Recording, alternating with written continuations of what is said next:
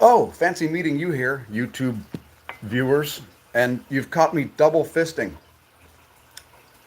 Yeah, I've been double fisting again. But let's talk space weather. Oh, and by the way, the title for the video about fraud, we hope you're not a victim of it.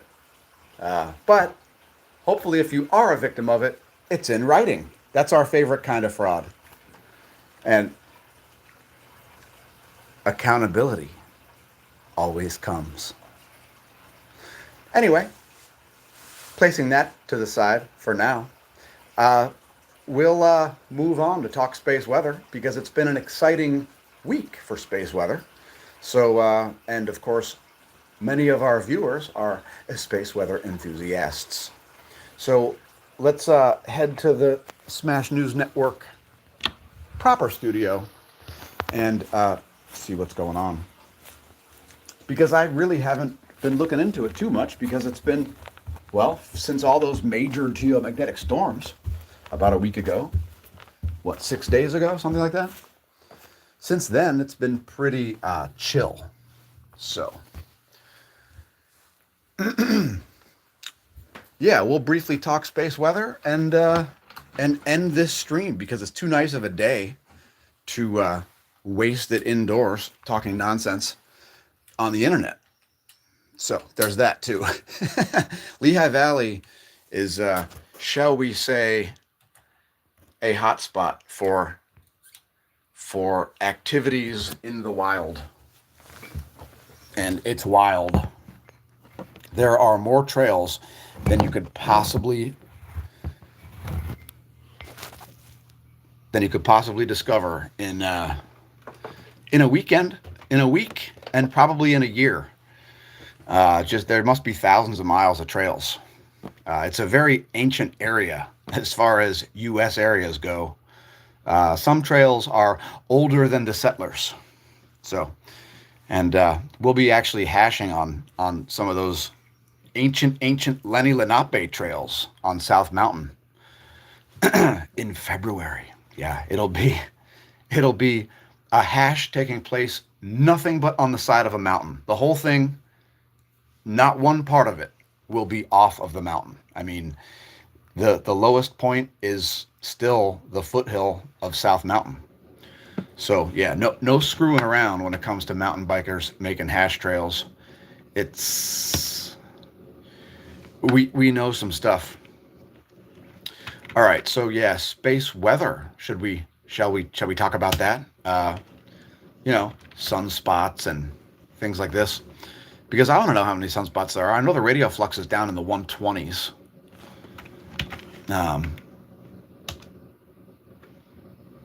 Allow me to log into my Microsoft Windows PC.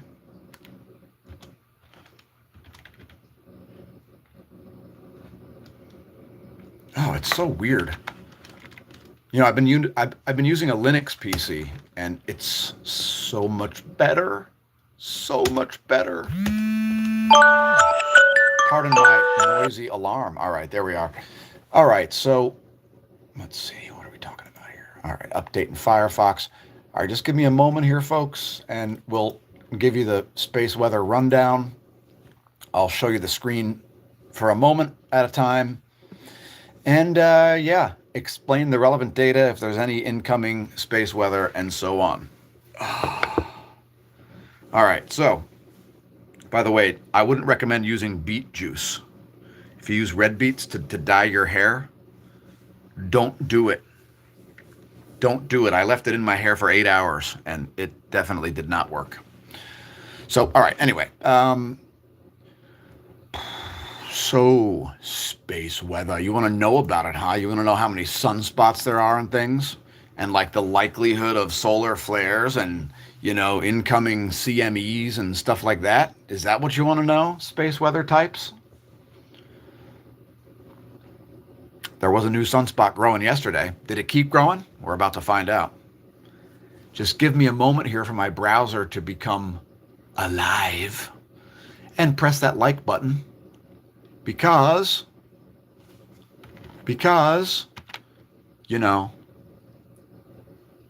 do the thing so that the thing gets the thing at the place. The thing at the place where the dudes are like, yo, dudes, thing at the place. Mini Jim says, I am a booty warrior. Well done. Make love, not war. Cheers. That is a wise place to be, man. All right. So let's. I'm going to tune into my own stream here so that I can be in the chat while I wait for Opera Gaming Browser to become functional, become alive. It's alive. There we go. Microsoft PCs. Yeah, these aren't big enough, right? It's a windshield. Every step, when you wear glasses like this, every step away from a bicycle that you take, you look sillier and sillier. We are aware of this. We just do not care. All right. So, Earth buffeted by fraud. All right. Anyway, so space weather is there we go. It's a thing, you know, the weather in space, not to be confused with Earth weather, which takes place in the neutral atmosphere, you know, from the mesosphere on down, that's Earth weather, and then from the ionosphere to all the way to distant galaxies, where some cosmic rays are oriented from, undoubtedly, you know, quasars and blazars, and or if you just want to call them active galactic nuclei, perhaps. Maybe that's a better term to use if you consider quasar to be a dated term. Ultimately, it just boils down to the orientation. And by the way, we recently reached the lowest levels of cosmic ray flux since the 1990s. So that last space weather event, that KP, almost KP9, KP 8.67, that G4 geomagnetic storm, that was enough to reduce cosmic ray flux to 1990s levels. So extremely low levels of cosmic ray flux, much lower than in cycle 24. And in solar cycle 23, we've reached levels below the lowest levels in solar cycle 23. So there's a legit argument to be made now that solar cycle 25, as many predicted, is really a more active solar cycle than solar cycle 23. So from the perspective of cosmic ray flux alone, yes, this is a more active solar cycle than, because the physics that drives cosmic ray flux is solar plasma has its own magnetic fields, so that those clouds of plasma that are blasting out through space via the solar wind, that is the slow wind and the fast wind from coronal holes, those plasma clouds have their own magnetic fields, and the cosmic rays want to orbit those magnetic fields. So less of them get here to our ground-based neutron detectors, and that's sort of, in a nutshell, the way it works. But keep in mind, cosmic ray flux lags solar activity by about 5 months. So considering that we're about a year from solar maximum here, that's very interesting, wouldn't you say? So yeah, cosmic ray flux, lowest level since the 1990s. Do we have any new CMEs on the way? According to the Huxt forecast, we don't. So I haven't been watching. I've been a little bit under the weather for a minute. You may notice my voice is still a little bit on the gruff side, although I do have a low range to begin with. Cartoon villain is in my future. That's another reason I get to wear the glasses. All right, the glasses, the glasses are appropriate for cartoon villain. Also for Brian Bosworth impersonators. Many of you may remember Brian Bosworth, the Seahawks debacle of the, what was it, late 1980s perhaps? One of the most famous mullets in the world at the time, Brian Bosworth. If you'd like to look like a toaster, go with glasses like this. Or perhaps you'd like to look like a Star Wars character. I don't know. Yeah, but every step you take away from a bass boat or a bicycle looks sillier and sillier when wearing such eyewear. All right, so sunspot number is currently at some number of sunspots. And it is, oh, it's actually very low. So we got a very low sunspot number here. I'll see if I can get that on screen for you here. I'm using guerrilla filming techniques. Coffee cup is not a good tripod, just a consumer tip. So yeah, sunspot number is at about 67 sunspots. Radio flux is at 122, 123, something like that for the 10.7 centimeter radio flux. NOAA's forecast for space weather is calm conditions, so no major space weather on the way. Current conditions for solar wind. Looks like we have ACE and Discover both online here, showing about 1.3 protons per cubic centimeter for the density, speed 463 kilometers a second.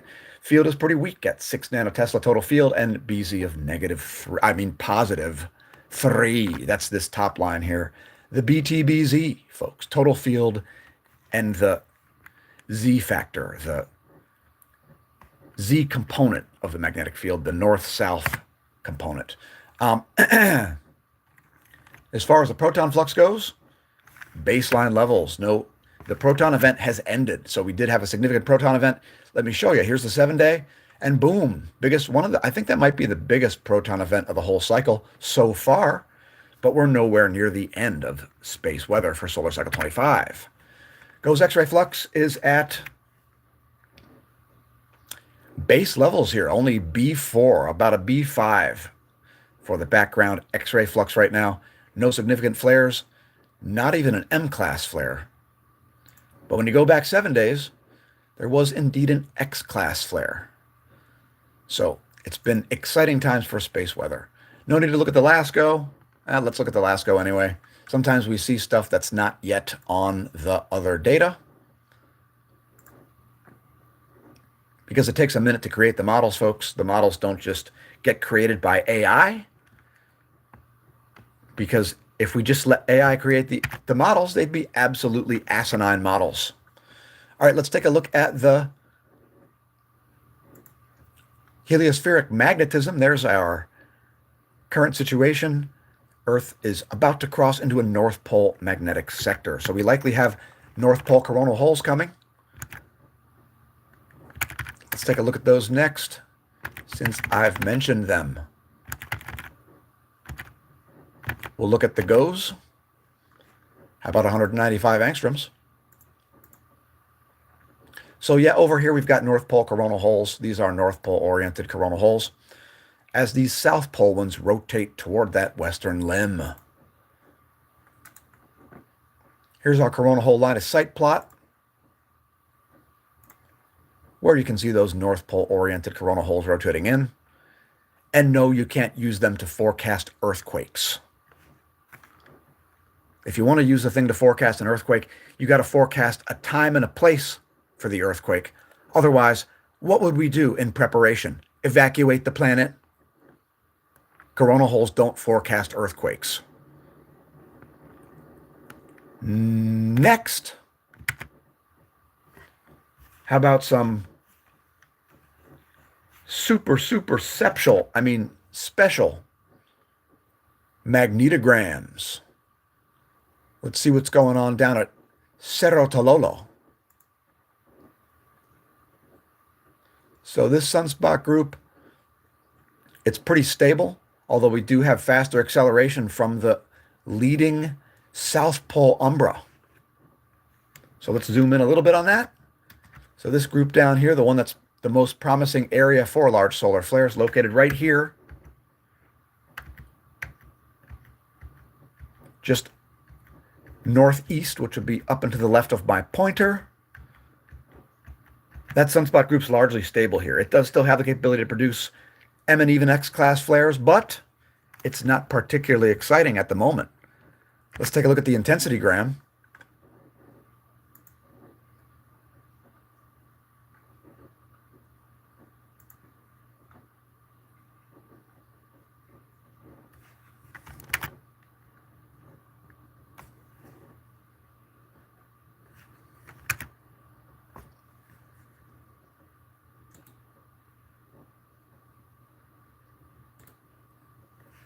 So there's the intensity gram.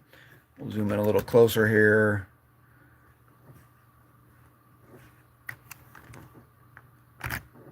There's the magnetogram. This is the past couple of days. Yeah, I think the past, hold on. This represents,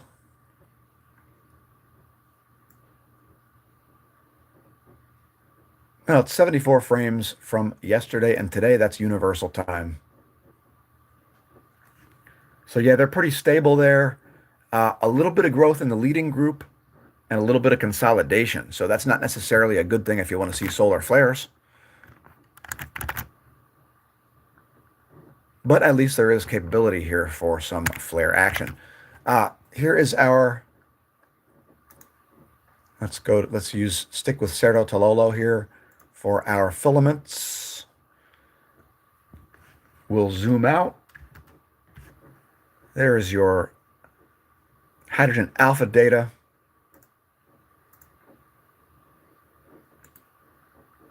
From Cerro Tololo, Chile.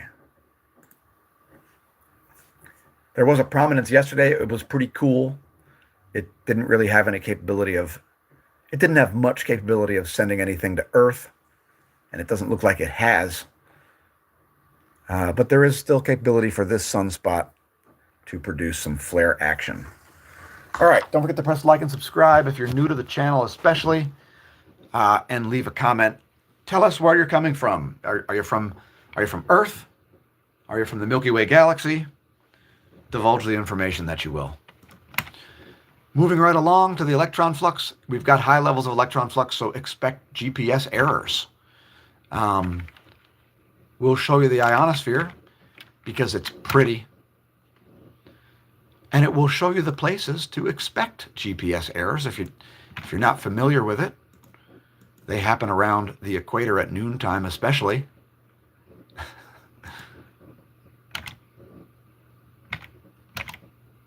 So here's the ionosphere. There's the raw data. I'm going to switch these around. I'm going to switch my tabs around, folks. We apologize for these technical difficulties, which will pass rapidly.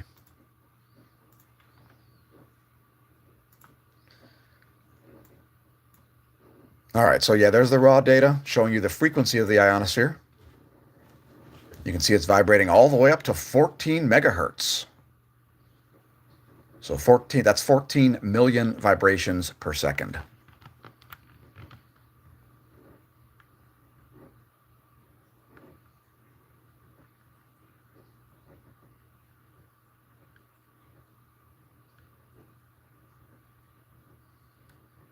And it's showing the previous day as the time frame. Next, we'll show the anomalygram. There is anomaly in megahertz from the 30-day median. This data from Australia Government Bureau of Meteorology. There you can say we have significant low frequency anomalies. This is consistent with electron storms. So again, expect GPS errors, especially around the South Atlantic anomaly, which has moved all the way out here again into the Pacific Ocean on the equator. So if you go from the equator due west from South America, you'll be right under the South Atlantic anomaly, which has moved about 1,400 miles. Apparently maybe this is a normal thing that's seasonal, but in any case, we covered this last year. If you missed it, why? Again, here's the closest star. If you're a stargazer, it's the one you ought to gaze at. So here is the data from the GOES 19. The gorgeous, gorgeous GOES 19. 171 angstroms is the house favorite wavelength. What's yours? Let us know in the comments, whether you're viewing live or in syndication. Our feelings aren't hurt. Here's 304 angstroms ionized helium, one of the top wavelengths. I mean, this one's great at showing filaments, active regions. And down toward the chromosphere, actually. This shows you very low in the corona, while 171 angstroms is the middle corona.